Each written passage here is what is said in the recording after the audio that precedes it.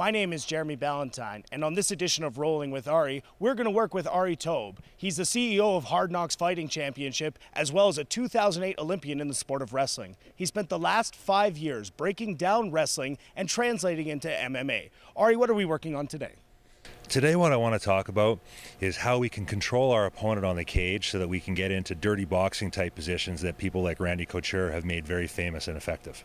So ARI's showing us cage control here on Rolling with ARI. One of my favorite fighters in the UFC is Daniel Cormier. He's a guy that I trained with. He's an American wrestler. Originally was in the Olympics a couple times. He does a really good job of what Randy Couture made famous, which is dirty boxing. The key to dirty boxing is actually being able to, in a wrestling context, control your opponent against the cage and create places for strikes. So I want to talk about some fundamental key concepts around controlling your opponent on the cage. The first concept is shoulder position. In the middle of the mat, what this looks like is, if I want to control my opponent, I need my shoulder in here. If my shoulder's up here, I've got no ability to control my opponent. My opponent's actually controlling me. If I'm in here like this, I've got all the control in the world of my opponent, and it all has to do with my shoulder being lower than his shoulder and being in the middle. So what that looks like on the cage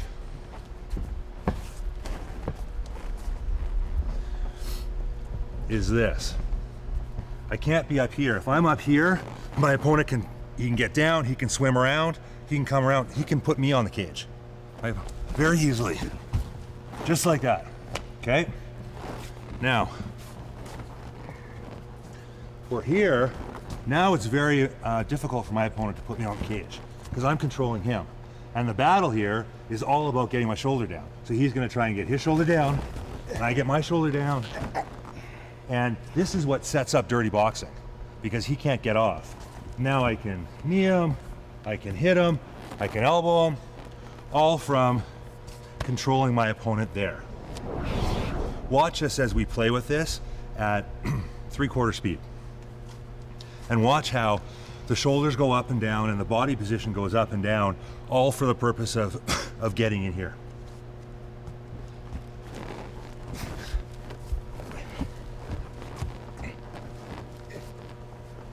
It doesn't look like we're doing much, it's very subtle, but watch this now. You see how his shoulder's down? Now I'm in trouble.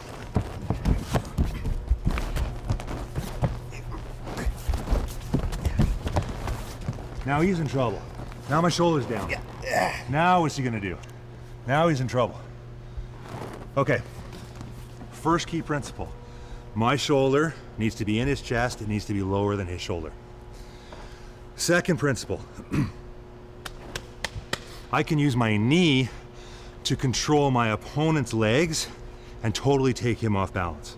Watch this one, it's pretty cool. Right. What I wanna show you is, right now, my opponent's relatively balanced and he can move well. What I'm gonna actually do is I'm gonna actually bump him and do that. Okay? I'm gonna do that. What it does is it totally stops him from moving off the cage. So I'm in the same position as I was before, okay? But right now, I'm not doing anything and he can move off the cage. He can move, okay? Now it's tough for him to move.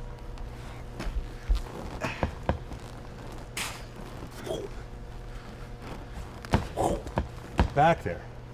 It's all this. I'm playing with this right here. I'm using this to take my opponent off balance and stop him from moving away.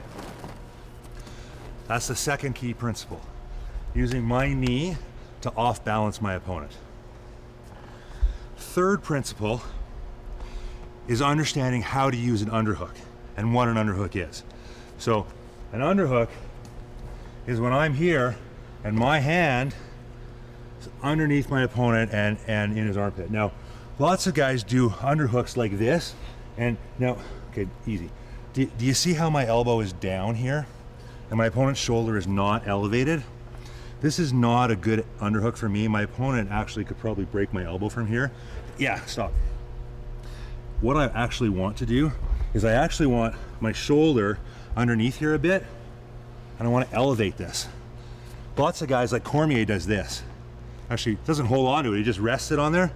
Otherwise in here, but I want to elevate this. My opponent can't do anything from here. From here, my opponent can do a lot of things. This is what I want, up here. And now I can knee, I can hit, I can elbow. And my opponent can't do a whole lot to get out. And I combine this elevated underhook with this knee in here, and I can effectively pin my opponent up here. Three major concepts to dirty boxing like Randy Couture and Cormier. Number one, underhook, elevate the underhook. Number two, shoulder position, inside the guy's chest and underneath his shoulder. Number three, use the knee to off balance your opponent with his knee. That's the end of this edition.